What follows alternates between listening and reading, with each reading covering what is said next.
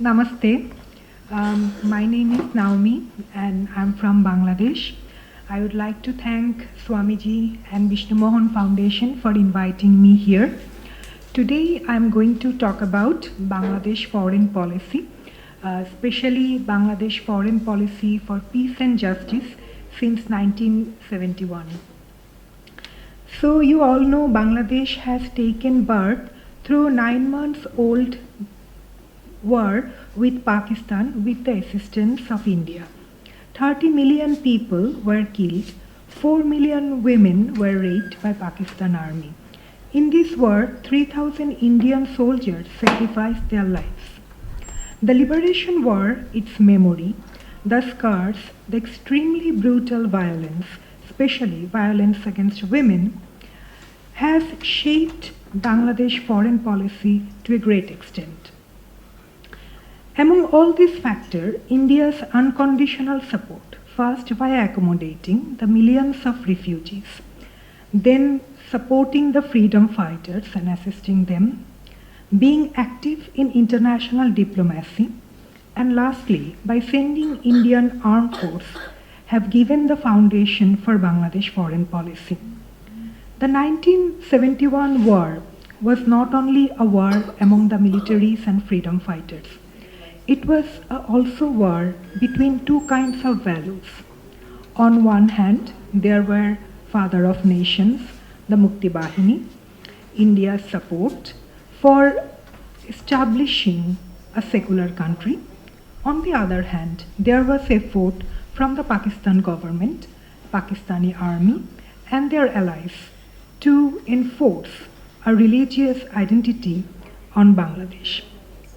The victory in 1971 was considered to be also a victory for secularism and Bengalis' secular cultural identity. However, these values were greatly compromised after the murder of the Bangabandhu Sheikh Mujibur Rahman. This compromise was largely made in the area of secularism. In fact, there are two phases of Bangladesh foreign policy. One that was in existence during the tenure of Bangabandhu Sheikh Mujibur Rahman. It was based on his strong commitment towards secularism, democracy, nationalism, and the another one started after the murder of Bangabandhu Sheikh Mujibur Rahman by two successive military regimes, the foundation for which was to establish Bangladesh as a quasi-religious state in the international area. When Bangabandhu's daughter, the current Prime Minister Sheikh Hasina, took power, her major task began to revive the foreign policy of Bangabandhu based on the secular identity of Bangladesh. Hence, it is imperative to understand the foreign policy of Bangabandhu to examine the foreign policy of Bangladesh, the current one. According to Bharatwaj, one Indian academic, anti-imperialism, anti-colonialism, non-alignment, close friendship with India shaped Mujib's foreign policy since the emergence of Bangladesh. The greatest contribution of Bangabandhu's foreign policy to Bangladesh was establishing the dictum that he often used and is currently widely used. The dictum is friendship to all, malice to none. This dictum was incorporated in the 14th paragraph of United Nations General Assembly resolution entitled International Year of Dialogue as a Guarantee of Peace 2023. It was adopted unanimously. During Bangabandhu's tenure, Bangladesh joined non-aligned movement in 1973.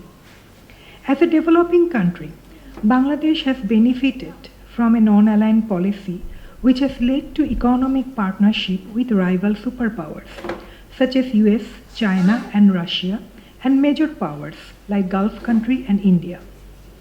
Bangabandhu did not hesitate to have friendly relations with those countries who were against the birth of Bangladesh in 1971, such as the Islamic countries and the United States. Bangabandhu exhibited unwavering solidarity with oppressed individual and nation. Furthermore, he expressed a strong aversion towards armed conflict and emphasized the importance of peaceful resolution to international disputes. To him, peace was not a passive, fluid stance. It was all about avoiding possibilities of aggression biased towards any superpower.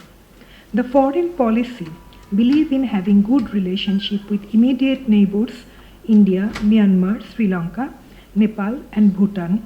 It believed in economic development and economic diplomacy. However, his foreign policy had very strong element of anti-colonialism and anti-imperialism.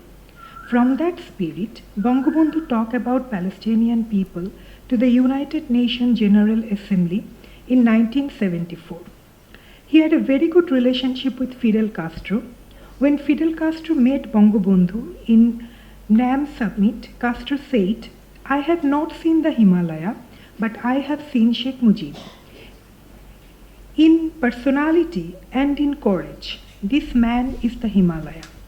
I have thus had the experience of witnessing the Himalaya." Bangabandhu's foreign policy was very strong and assertive, reflecting very strong sense of nationalism. On February 22, 1974, on the occasion of Second Islamic Summit held in Lahore, Pakistan, made a historic decision to recognize Bangladesh as an independent country. It happened because the Bangabandhu's regime refused to attend that conference without seeking recognition from Pakistan. Bangabandhu's foreign policy was largely compromised after the military coup in 1975. The compromise happened in Bangladesh's commitment towards secularism. Since 1975, two military regimes developed the foreign policy. So this is the second phase of Bangladesh foreign policy.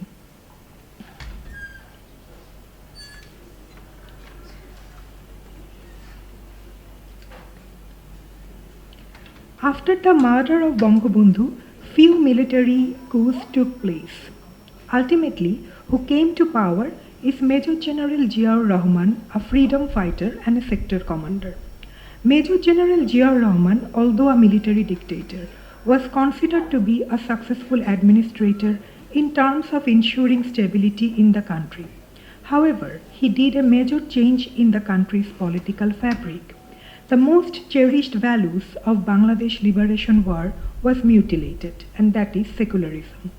Bangladesh was turned into a state with a religious identity. Before 1975, Bangladesh never showed off her religious identity, but it became her main identity since 1977.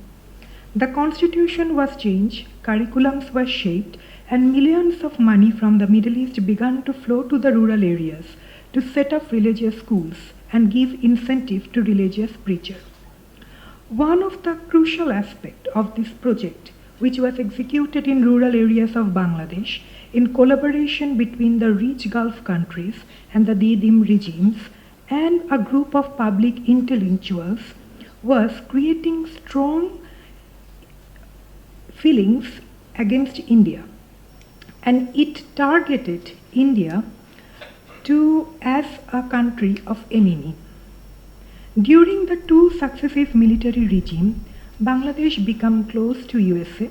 The country, which did not support Bangladesh Liberation War, gave support to Pakistan and thereby sanctioned rape and genocide of Pakistan Army in 1971. China, which remained passive when the genocide was going on. Gulf countries, which refused to help Bangladesh just because of religious sentiment. And these two successive military regimes created good relations with Pakistan. However, for the sake of economic prosperity, the emerging good relation with the West and China worked very well. The donor aid increased, that gave birth to large number of NGOs in Bangladesh that work successfully to promote women empowerment in the rural area. During this time, relationship with neighbors remained purpose-driven. SAARC took birth during this time. But again, the country was losing its secular spirit. The values of liberation were eroding. Also, the country became a land for supporting the insurgency in the northeast of India. If someone would see a pattern in the conflict of northeast, they will find the emerging correlation between the growing strength of the insurgency in northeast and Bangladesh domestic political landscape. One could see how during Sheikh Hasina's regime, northeast enjoyed more stability and how there was a different scenario when her regime was not in power. In fact, the escalation of northeast regime took place during the two military regimes in Bangladesh and also in 1990. When this foreign policy was going on, the current Prime Minister Sheikh Hasina was in exile in India. She was debarred to come to Bangladesh in fear that she might capture people's attention, which would work against that regime. However, at some point, she manages to come back to the country and emerged as one of the main political leaders. In 2009, Awami League, led by Sheikh Hasina, came to power. As a daughter of Father of Nation, she fulfilled her commitment to revive the foreign policy of Bangabandhu with very good friendly ties with India. This phase is called the golden era of India-Bangladesh relationship. Her contribution to India's security, which was praised by Narendra Modi, Prime Minister of India, remain in ensuring the stability of Northeast and ensuring that Bangladesh does not end up in assisting the insurgency in the northeast of India. However, these ties needs to be strengthened more by deepening the cultural ties between two people. After the election of Sheikh Hasina's government, India's Prime Minister Narendra Modi tweeted that this time people-to-people contact should be the main objective of Bangladesh-India's relationship. Part of that should be to deepen the cultural ties. However, the biggest test of Sheikh Hasina's foreign policy for promoting peace and justice happened when millions of Rohingya refugees entered into Bangladesh and took shelter. There was no pushback. Confronting questions that how Bangladesh could afford to accommodate these millions of refugees, Sheikh Hasina with confidence told that we have the ability to afford 7 million refugees. The local resident groups and non-government organization of Bangladesh provided emergency food, shelter and other assistance to the new arrivals. While many Western developed nations bypass the responsibility towards the migrant and refugee, Bangladesh's decision to accept refugee was an exemplary display of humanitarianism.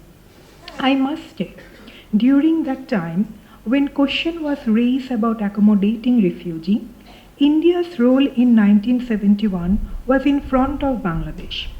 Prime Minister herself was in India for a long time in fear of persecution from the military regime.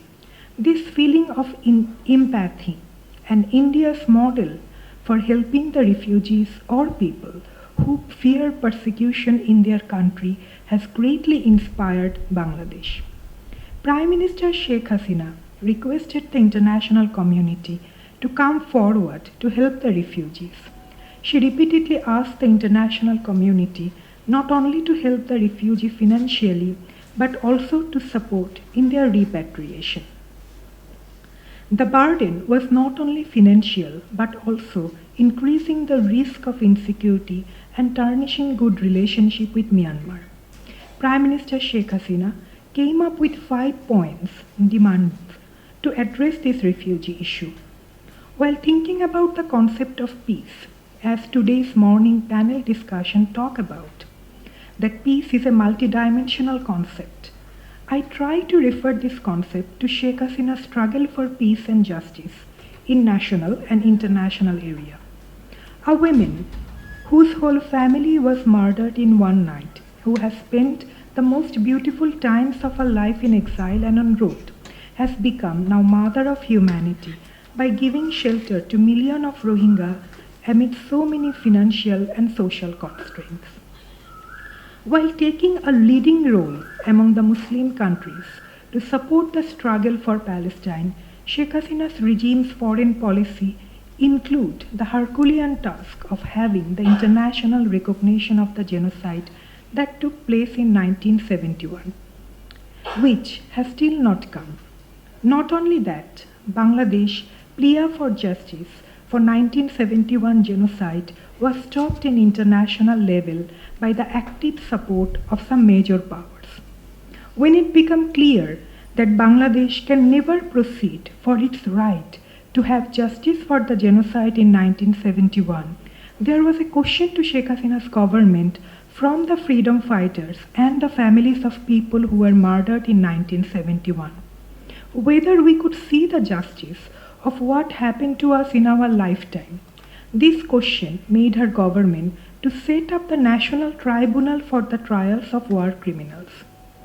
Although the tribunal gave verdict on the crimes, some war criminal managed to elope to United States, UK, Canada and ask for asylum. Among them, there were criminals who were directly involved with killing of the public intellectuals and university professors on 25th March in 1971, the day that was declared as a genocide day by the parliamentarian resolution. Bangladesh has repeatedly asked for cooperation from this country to return back these war criminals, but all those requests were turned down. Just few days ago, the UK court has acquitted a war criminal who was affiliated with murder of more than 20 public intellectuals in 1971 war. When I was going through the case, although I haven't seen the detailed case, I found there was no mention of the evidence that Bangladesh had against this war criminal. Still, from Bangladesh side, there is no aggressive statement, no rage, no anger, but a silent examination of the decision of the superpowers who think they could actually dominate the making of truth in whatever way they want. Sheikh Hasina's regime's foreign policy has another distinguished contribution in world peace, and that has been done through including Bangladesh military in UN peacekeeping mission in the war-torn area. The military that was once criticized for capturing the state power is hailed worldwide for the active role for establishing peace. In Sierra Leone, Bangladesh military has done such a wonderful job in collaboration with local people that the people of Sierra Leone consider Bangladesh military their friends. Honoring their friendship, Sierra Leone has made Bengali their honorary language. Bangladesh also take active interest to make this UN peacekeeping mission gender inclusive. Women peacekeeping mission has greatly inspired many young women in Bangladesh who perceive them as a fighter for peace in other land, breaking the gender-related patriarchal barrier. Now coming back to the concept of peace. Does it mean withdrawal from the world affair? Does it mean becoming indifferent when our neighbors or friends need help? Or does it mean avoiding conflict, thus let the unethical values and violence take place? What is the teaching of peace in Mahabharata and Ramayana? Does it mean we will not be active for right and justice? I believe peace is also a process when it comes to asking our rights. And how do you do it? Let me give some examples. One example is His Holiness the 14th Dalai Lama's struggle for Tibet's right. His Holiness the 14th Dalai Lama had to flee his homeland in fear of persecution. He is considered to be a Buddha. While he is spiritually enlightened and had the renunciation, he never ceased to remind the world to save Tibet's culture and heritage. Another example could be Swamiji and Vishnu Mohan Foundation, that how they are working relentlessly to promote peace. In Tibetan Buddhism, there is a concept called Bodhisattva This concept talk about the determination to help others even if this is not required for the person's self-interest. In Tibetan Buddhism, it is the enlightened being who postpone their enlightenment to help others. Here, peace means active compassion. Peace and compassion become inseparable. This concept has a huge implication for developing the concept of peace in a multidimensional way. Let peace becomes inseparable from the intention of compassion. Let it become a process, activity, intervention, and of course, the intervention. With that note, I am ending my speech. Thank you.